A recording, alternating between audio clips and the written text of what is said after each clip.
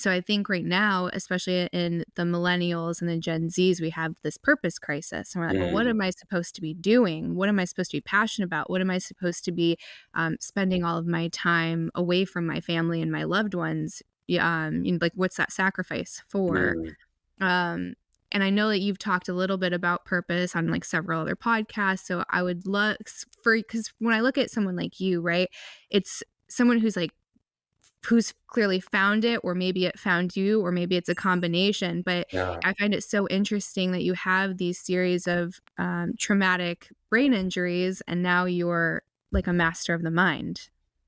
Yeah, thank you.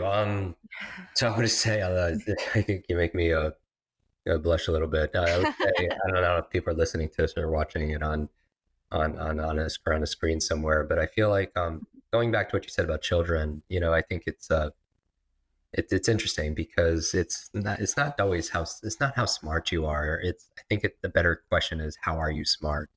Not Hmm. how smart somebody is or your children are, but maybe how are they smart? And as you said, it's people learn at different speeds, but they also learn in different ways. Hmm. When you're studying multiple intelligence theory, um, which is created by Howard Gardner out of Harvard, it's basically saying it's just, and even if you look at the SATs, you have verbal and you have mathematical, but it's just the standardized test. There's so many other ways that could have genius expressed, a level of expertise. What about visual spatial intelligence? People are just great artists or architects or graphic designers. That's amazing. I'm always impressed by those people who have expressed that strength, or kinesthetic intelligence, people who just have an amazing, affinity for and gifts around using their body, Hmm. dancers or athletes, and so on. There's also like interpersonal intelligence, people, that are just really great at communicating. Hmm. Um, and there's so many different forms, and I don't think a lot of the standard those tests out there could really.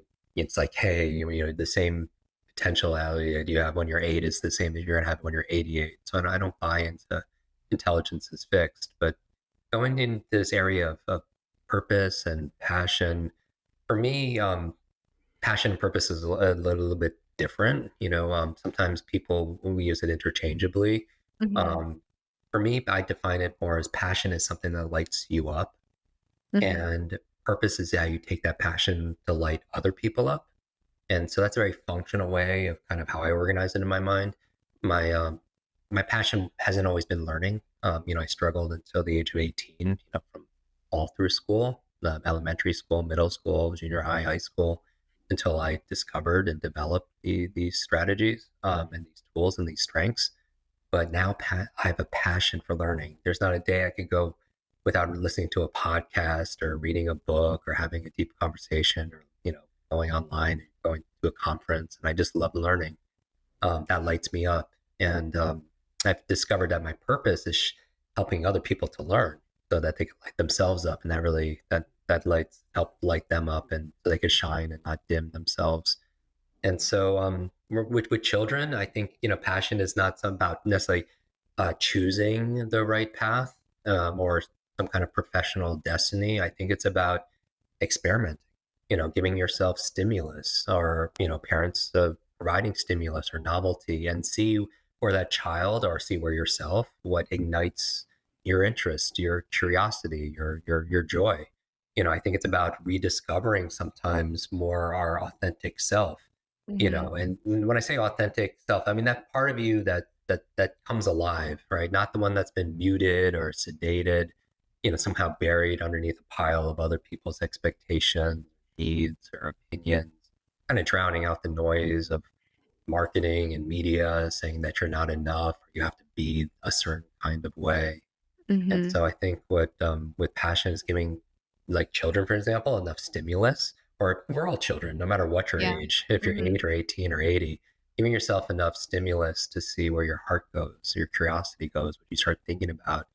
It's kind of taking up a lot of your mind share. And then just discovering it is part of it, but also you also have to develop it. It's like people talk about relationships and they want to discover true love. Hmm. You could discover a person, but you have to develop it too, right? You have to build it every single day by showing up. And it's not just even in relationships, like a 50-50 thing. It's Mhm. like, people knowing themselves, giving 100% of themselves, and someone else doing the same.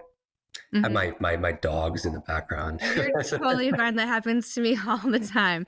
There's, like, a bag that floats out the front window, and then they both go nuts, so it's no worries. It's just part of the whole virtual podcasting. Appreciate it.